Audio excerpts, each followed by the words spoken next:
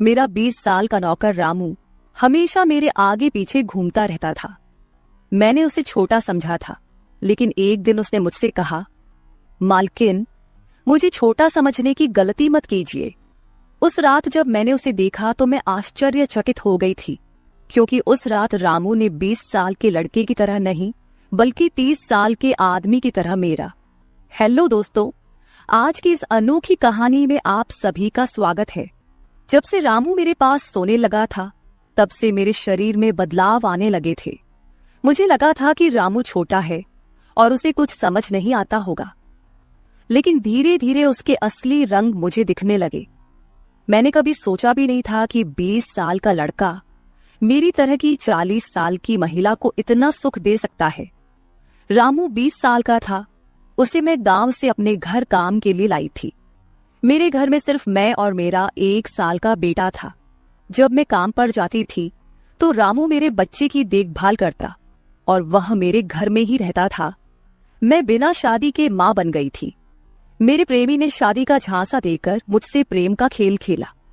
जब मैं गर्भवती हो गई तो मैं उसके घर गई और वहां मैंने देखा कि उसकी शादी हो रही थी।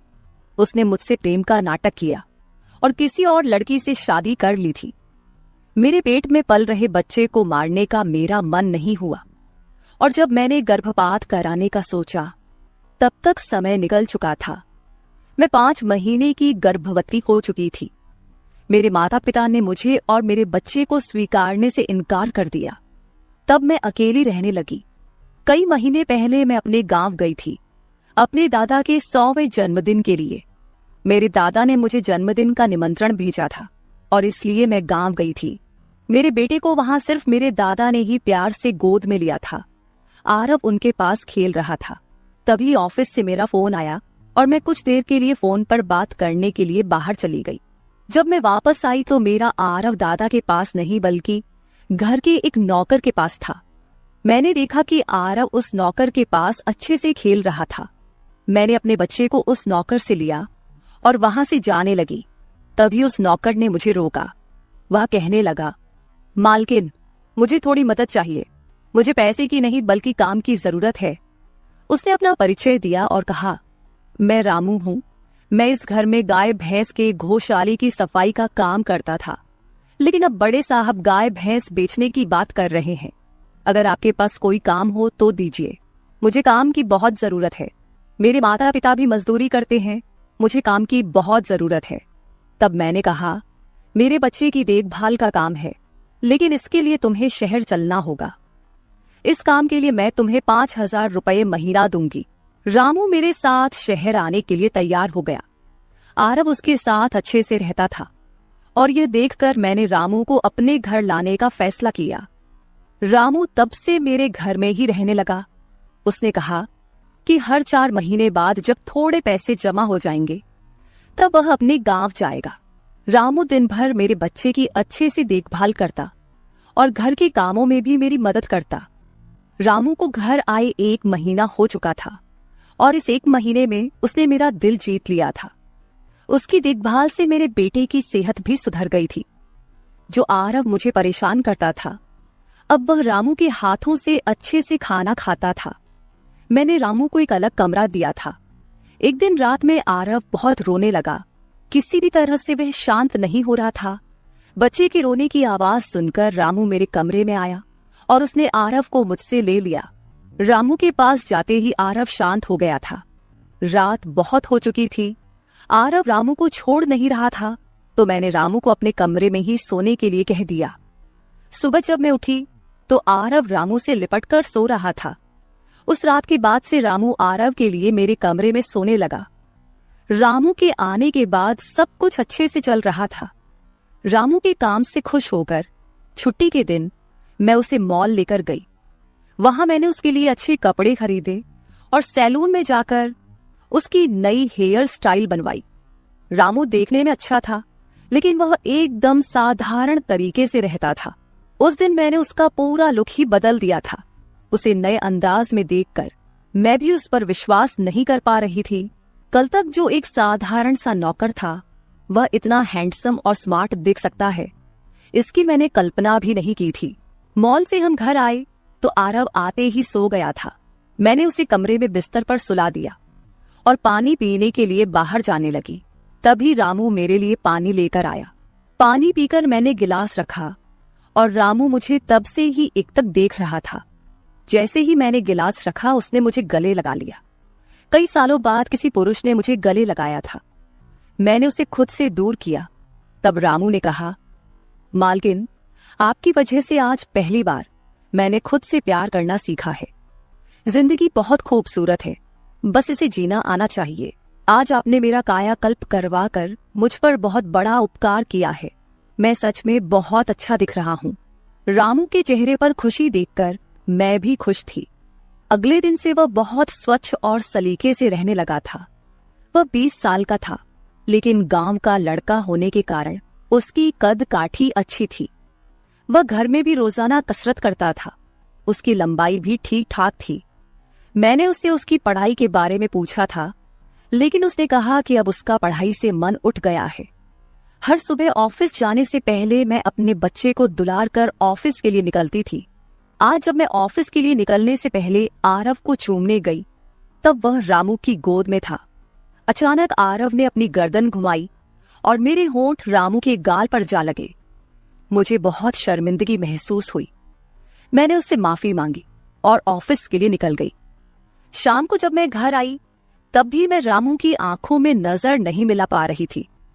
रामू ने आरव को खाना खिलाकर सुला दिया था। फिर हम दोनों ने साथ में खाना खाया।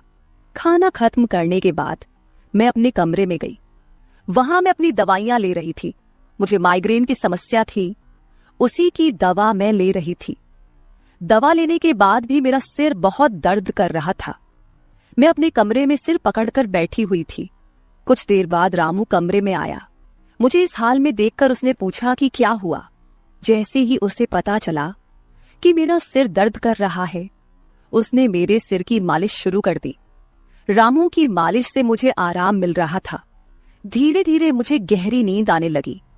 उस रात मुझे बहुत अच्छी नींद आई थी।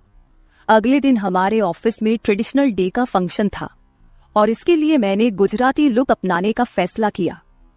मैंने घाघरा पहन लिया था, लेकिन स्कर्ट का नॉट बांधने में मुझे दिक्कत हो रही थी। तब मैंने रामू को कमरे में बुलाया और उससे नॉट बांधने को कहा। नॉट बांधते समय उसका हाथ मेरी खुली पीठ पर से गुजर रहा था। मैंने उसे छोटा समझा था, इसलिए मैंने उसे यह काम करने के लिए कहा था। मेरे पास और कोई विकल्प भी नहीं था। तैयार होकर जब मैं जाने लगी तो रामू ने मुझे रोका और अंदर से काजल लेकर आया। उसने मेरे कान के पीछे काजल लगाया और कहा, मालकिन, अब आपको किसी की नजर नहीं लगेगी। आप बहुत सुंदर लग रही हैं। उसकी बात सुनकर मैं हंसी और चलने लगी। उस दिन शाम को जब मैं घर आई तो मेरे साथ मेरी एक सहेली और उसका प्रेमी भी आया। रामू ने आज बहुत अच्छा खाना बनाया था। मेरी सहेली प्रिया 4-5 दिन मेरे घर रुकने वाली थी। अगले 3 दिन उसका प्रेमी भी मेरे घर पर था। अगले दिन रात को रामू ने खाना बनाया और प्रिया और उसके प्रेमी को खाने के लिए बुलाया, लेकिन वे दोनों कमरे में ही ड्रिंक कर रहे थे। प्रिया तो बहुत ज्यादा पी चुकी थी। वह खाना खाए बिना ही सो गई। उसका प्रेमी रोहन हमारे साथ खाना खाने बैठा। उसने कहा, प्राची, तुम प्रिया से भी ज्यादा सुंदर हो। रोहन के बोलते ही रामू उसे गुस्से से देख रहा था। खाना खत्म करने के बाद रोहन अपने कमरे में चला गया। उसके जाते ही रामू मुझसे कहने लगा, मालकिन, आपके ये कैसे दोस्त हैं? मुझे उस आदमी की बात बिल्कुल भी अच्छी नहीं लगी। तब मैंने रामू से कहा, मैं तुझे घर के सदस्य की तरह मानती हूँ। इसका यह मतलब नहीं कि तू मेरे मेहमानों से कुछ भी कहे। तेरा काम है आए हुए मेहमानों की सेवा करना, इसलिए तू सिर्फ वही कर। बाकी मुझे कुछ सिखाने की जरूरत नहीं। रामू को डांट कर मैं अपने कमरे में चली गई। मैंने उसे डांट दिया था, फिर भी वह मेरे लिए पानी लेकर आया। तब मैंने अपनी दवा ली और पानी पीकर सो गई। आज रामू मेरे कमरे में सोने नहीं आया था, ऐसा मुझे लगा। लेकिन सुबह जब मेरी आंख खुली तो मैंने उसे अपने बगल में पाया। सुबह मेरी आंख खुली तो मेरे सामने प्रिया थी। वह बहुत गुस्से में लग रही थी। रामू को मेरे सामने लाया गया। उसके हाथ में प्रिया की ओढ़नी बंधी हुई थी। प्रिया ने कहा, तुम्हारे इस देहाती नौकर ने मेरे प्रेमी का हाथ तोड़ दिया है। रामू बस सिर हिलाता रहा और बोला, मालकिन, मैंने कुछ भी नहीं किया। रात को रोहन साहब नशे में थे, तभी उनका संतुलन बिगड़ गया होगा और वे गिर गए होंगे। रामू भला रोहन साहब पर हाथ क्यों उठाएगा? प्रिया अब भी नशे में लग रही थी, ऐसा मुझे लगा। रामू ने मेरे लिए उन दोनों से माफी मांगी। प्रिया और रोहन तभी वहां से चले गए। रामू मुझसे भी माफी मांगने लगा। मुझे पता था कि उसने कुछ नहीं किया था। आज मैंने छुट्टी ली थी क्योंकि कई दिनों से मैं बहुत व्यस्त थी। आज सोचा कि खुद के लिए थोड़ा समय निकालूं। नाश्ता करने के बाद मैं फिर से 1 घंटे के लिए सो गई। आरव भी मेरे साथ सो गया था। उठने के बाद मुझे 1 कप चाय की जरूरत महसूस हुई। मैं रामू को चाय बनाने के लिए पुकार रही थी, लेकिन उसकी तरफ से कोई जवाब नहीं आ रहा था। उसे ढूंढते ढूंढते मैं उसके कमरे में गई। वहां जाकर देखा कि रामू अभी अभी नहाकर बाथरूम से बाहर आया था। उसने शर्ट नहीं पहनी थी। मैंने पहली बार उसे इस तरह देखा। रामू का शरीर बेहद मजबूत था। उसका शरीर किसी योद्धा की तरह दिख रहा था। मैं उसे टकटकी लगाकर देख रही थी। मुझे उस वक्त कोई होश नहीं था। कई सालों बाद मैं किसी जवान पुरुष को इस तरह बिना कपड़ों के देख रही थी। मैं उसे टकटकी लगाए देख रही थी। तभी रामू ने मुझे आवाज दी। वह मेरे सामने शर्ट पहनकर खड़ा था, फिर भी मैं अपनी सुध-बुध खोए उसे देख रही थी। उसने मेरी आंखों के सामने चुटकी बजाई। तब मैं होश में आई और उससे कहा कि मेरे लिए चाय बना दे। आज घर में ही थोड़ा खुद का स्किन केयर करने का सोचा, इसलिए दोपहर के समय मैं अपने कमरे में अपना पार्लर चलाने लगी। उस समय मैंने शॉर्ट्स और गाउन पहन रखा था और मैं अपने पैरों का वैक्सिंग कर रही थी। वैक्सिंग करते समय गलती से मैंने थोड़ा ज्यादा गर्म वैक्स अपने पैर पर लगा लिया, जिससे जलन हुई और मेरे मुंह से तेज आवाज निकल गई। मेरी आवाज सुनकर रामू दौड़ता हुआ मेरे कमरे में आया। उसने मेरे जले हुए पैर को देखा।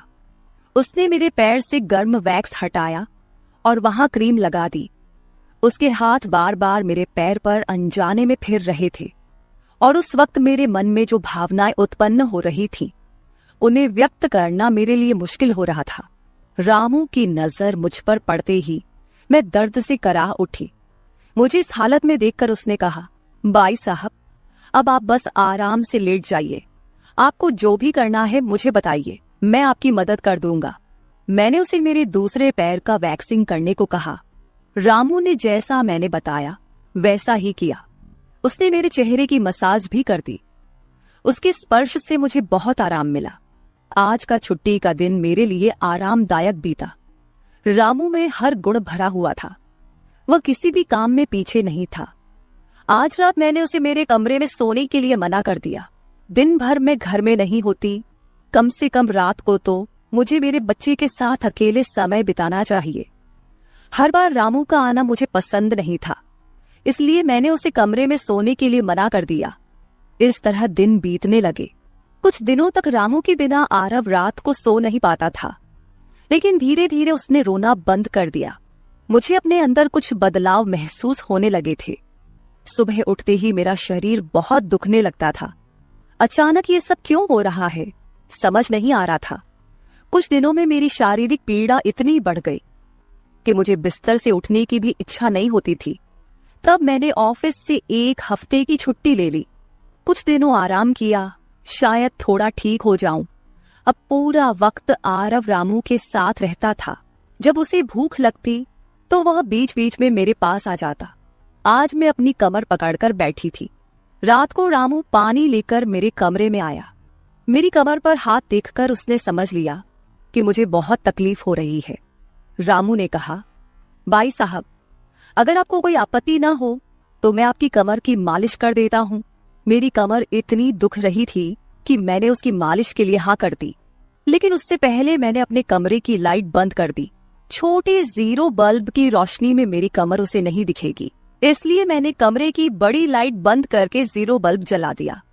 वह जब मालिश कर रहा था मुझे बहुत आराम मिल रहा था। मालिश करने से मेरी पीड़ा जैसे झट से गायब हो गई थी। मालिश करते समय रामू ने मुझसे पूछा, बाई साहब, आपको आरव के पिता की कभी याद नहीं आती? आप इतनी सुंदर और जवान होकर भी अभी तक अकेली क्यों हैं? उसके सवाल का मेरे पास कोई सही उत्तर नहीं था। मैंने उससे कहा कि शायद तुम्हारे सवाल का उत्तर मेरे पास नहीं है। उस सवाल पर वहीं विराम लग गया। रामू की मालिश से मुझे अच्छी नींद आ गई थी। अगले 2 दिन बाद वह तारीख थी जब मैंने अपने प्रेमी से मुलाकात की थी। आखिर वह दिन आ ही गया। उस दिन मैंने दिन भर अपने मन को किसी न किसी काम में व्यस्त रखने की कोशिश की, लेकिन रात के अंधेरे में मुझे अपने प्रेमी की बहुत याद आ रही थी। आज वह मेरे साथ नहीं था, लेकिन वह मेरे बच्चे का पिता था। आरव को देखकर मुझे रोज उसकी याद आती थी और आज मैं अपनी भावनाओं को छुपा नहीं पाई। मैं अपने कमरे में जोर जोर से रोने लगी। आरव पास में सो रहा था, इसका भी मुझे ध्यान नहीं रहा। मैंने आज अपनी दवाइयां भी नहीं ली थीं।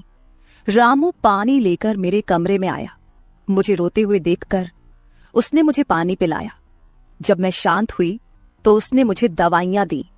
मेरे रोने की आवाज से आरव हल्का हिलने लगा। वह जाग न जाए, इसलिए रामू मुझे अपने कमरे में ले गया। वहां जाकर मैंने उसे कसकर गले लगा लिया। ऐसा लग रहा था कि मैंने अपना होश खो दिया था। मेरा रोने का कारण सुनकर रामू भी शांत हो गया था। वह लगातार मेरे आंसू पोंछ रहा था। रोते रोते मैंने उसका कंधा पकड़ लिया। धीरे धीरे मैंने उसे और करीब खींच लिया। मैंने उससे कहा, रामू, आज की रात मैं तुम्हारे साथ बिताना चाहती हूं। तब रामू ने कहा, भाई साहब, मैं अभी छोटा हूं, मुझे कुछ भी नहीं आएगा। उसकी बात सुनकर मैंने उसे और पास खींच लिया। उस रात मैं उसके कमरे में थी, लेकिन सुबह जब मैं उठी तो वह मेरे पास नहीं था। उसकी शर्ट वहीं पड़ी हुई थी। जब मैं बाहर गई तो मैंने देखा कि रामू मेरे बच्चे को दूध और बिस्किट खिला रहा था।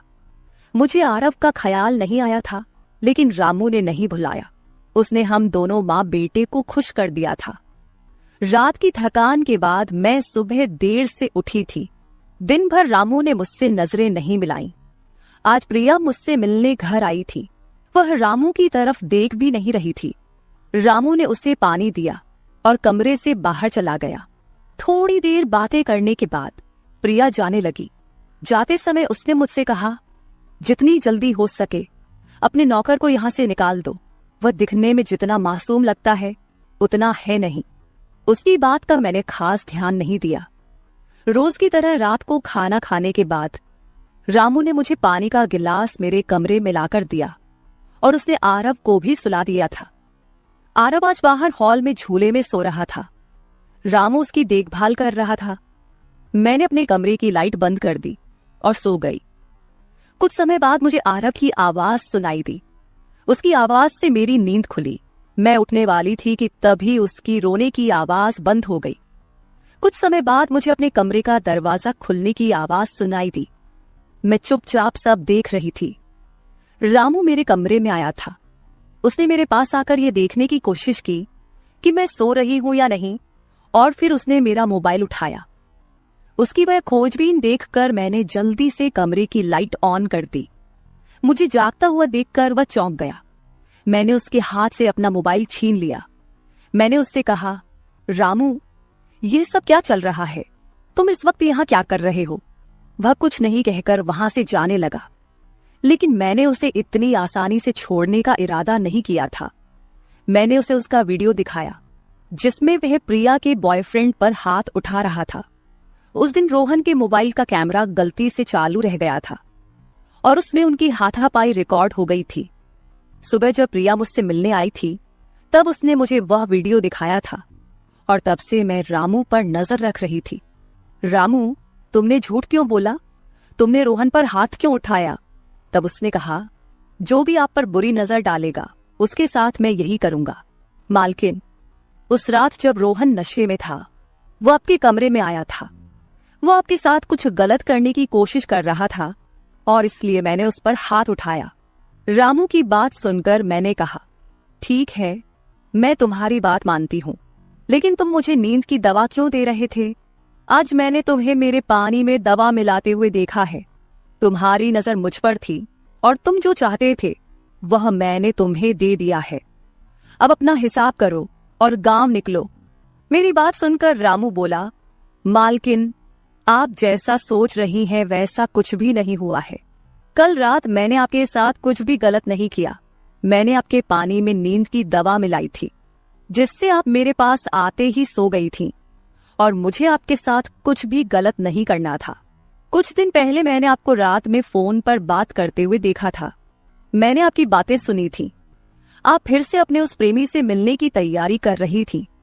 आपकी मुलाकात आपके ही घर में तय हुई थी। मुझे यह सब पता था। आप उससे ना मिले, इसलिए मैं आपको रात में नींद की दवा दे रहा था। वह व्यक्ति अब भी आपको धोखा दे रहा है। वह आपसे झूठ बोल रहा है। वह आपके बच्चे को आपसे छीनने के लिए आपके करीब आ रहा है। उसकी पत्नी को बच्चा नहीं हो सकता, इसलिए वह आपके पास आ रहा है। उसने अपनी पत्नी को तलाक नहीं दिया है। वह आपसे झूठ बोल रहा है। रामू, तुम हो कौन? तुम्हें यह सारी जानकारी कैसे मिली? तब उसने कहा, आपके बाबा साहिब ने मुझे आपका फोटो दिखाया था। मुझे आप पहली नजर में ही अच्छी लगी थी, लेकिन बाबा साहिब ने यह भी कहा था कि आप शादी के खिलाफ हैं। तब मैंने उनके साथ मिलकर यह प्लान बनाया। आपके दिल में अपनी जगह बनाने के लिए मैं यहाँ आया था, लेकिन यहाँ आने के बाद मैंने देखा कि बहुत से लोग आप पर बुरी नजर रखते हैं, इसलिए मैंने आपकी सुरक्षा करनी शुरू कर दी। रामू 20 साल का नहीं था। मेरा पहला शक सही निकला। वह 30 साल का था और एक अच्छी नौकरी पर था। उसने मेरे प्यार के लिए इतनी मेहनत की थी। रामू ने मेरे प्रेमी के बारे में जो भी कहा था वह सब सच था। रामू ने मेरे प्रेमी की सारी जानकारी सही निकाली थी। रामू जैसा ईमानदार पति और मेरे बच्चे का पिता मिलना मेरे लिए बहुत बड़ी बात थी। मैं अपने प्रेमी के धोखे के जाल में फंसने से बच गई थी। आज मैं विक्रांत उर्फ रामू के साथ बहुत खुश हूँ। वह मुझसे और मेरे बच्चे से बहुत प्यार करता है। मेरे बाबा साहिब की वजह से आज मेरा परिवार शुरू हुआ। मुझे रामू जैसा पति मिला, ये मेरा सौभाग्य था। दोस्तों, जो आपसे सच्चा प्यार करता है वह किसी भी कठिनाई में आपका साथ नहीं छोड़ता। रिश्ते निभाने वाले को किसी वजह की जरूरत नहीं होती, और रिश्ते तोड़ने वालों के लिए एक बहाना भी काफी होता है। तो दोस्तों, ये थी हमारी आज की छोटी सी कहानी। आपको ये कहानी कैसी लगी कमेंट करके जरूर बताएं। अगर आप ऐसी ही और भी इंटरेस्टिंग कहानियां सुनना चाहते हो तो चैनल को सब्सक्राइब जरूर कर ले और बेल नोटिफिकेशन ऑन कर ले, ताकि आपको मेरी आने वाली हर वीडियो समय सिर मिल सके। कल मिलेंगे एक और वीडियो के साथ। धन्यवाद।